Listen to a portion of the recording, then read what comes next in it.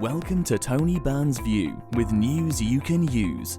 Tony has over 32 years of experience as a chartered financial planner and wealth manager. Tony's passion is to help you retire early and live the life of your dreams with no financial worries. Now to today's episode.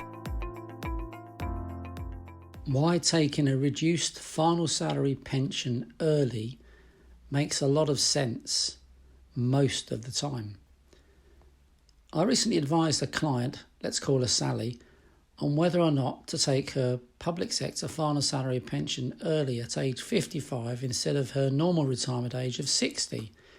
Sally, who is single, has recently retired early at age 55. Her job was very stressful. She has no intention of ever working again. She is sick and tired of the rat race. Does this sound familiar? Like most people I've ever advised, she is unsure whether or not to start taking her pension early because there is a penalty for taking pension benefits from a final salary pension scheme before normal retirement age. It is known as an actuarially reduced pension. In her case, the penalty for taking her pension 5 years early is a reduction of 22%. So in other words, she will receive a pension of 78% of what she would have received had she waited until age 60 to start receiving it. It could have been a lot worse. Many private sector final salary pension schemes impose a penalty of 6% a year for early retirement. This means that the penalty could be as high as 30% for withdrawing benefits 5 years early, or even 60% for taking it 10 years early. Quite naturally, she thought she would be worse off taking her pension early. She has enough savings to see her through until age 60 without touching her pension, but only just. It will be a bit tight. She owns her own house outright with no mortgage. She has no children. She does, however, have some dearly loved nephews and nieces. I advised her that an actuarially reduced pension isn't in fact a penalty. It is calculated actuarially, in other words, mathematically, to pay broadly the same level of pension benefits over the rest of your life as you would have received had you taken your full pension at your normal retirement age. The crucial factor here is the fact that you will receive the pension for a longer period, albeit at a lower rate. So it is calculated to be cost neutral. I advised Sally that the only way to work out whether or not she should consider taking her pension early was by doing the calculations using our money forecast cash flow planning software. We assume life expectancy of 100 for cash flow forecasting, but we do always ask clients how long they expect to live. Sally's answer was 85. We used two what-if scenarios. The first one was retirement at normal scheme retirement age of 60, and the second one was early retirement at age 55 with an actuarially reduced pension. The results were interesting. Under both scenarios, we assumed that Sally received the same overall level of cash flow or income up until age 100. What was astonishing was the amount by which her overall wealth was increased by taking her pension early at a reduced level of 78%. The increases in her net worth, or in other words her wealth, are as follows.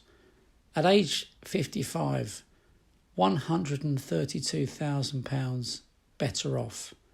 At age 60, £205,000. Age 85, £324,000. And if in the unlikely event she lives to age 100, her net worth, her wealth will have increased by £657,000. Even I was surprised at the amount by which Sally's wealth was forecast to rise by taking her public sector final salary pension early at a reduced rate, because it is, of course, counterintuitive. However, the numbers do not lie. In fact, if anything, her forecast increase in net worth is likely to be an underestimate because the assumptions we used for investment returns, inflation and interest rates were all conservative. Of course, this is just one example. As such, it should not be relied on because every case is different, as everyone's individual circumstances are different. In other words, each case should be judged on its merits. Nonetheless, it does go to show how important cash flow planning is. Without understanding the numbers, it is impossible to make the right decision. There are a number of factors to consider which I have summarised below. One of the most important ones is what happens to your deferred final salary pension if you die before taking it. If you are single or divorced with no spouse or partner and no dependent children, usually your pension dies with you. Let that fact sink in for a minute. Your entire pension dies with you. Is that what you want? Factors to consider in assessing whether or not you should take a reduced early retirement final salary pension include the following. 1. A realistic forecast of your life expectancy. 2. Your level of savings and investments and any other sources of income. 3. Your life goals. 4. Your family. For example, are you married or single? Do you have children? Have you married more than once? Are you divorced? 5. Do you want to take your benefits early so that you can enjoy them while you are still young enough to do so? 6. Your tax position. 7. Whether you wish to continue working or not. 8. What happens to your preserved pension on your death? So if you are considering taking a reduced early retirement final salary pension, do take advice from a financial planner first, preferably an independent financial advisor who is a qualified chartered or certified financial planner. In other words, a specialist. You know it makes sense.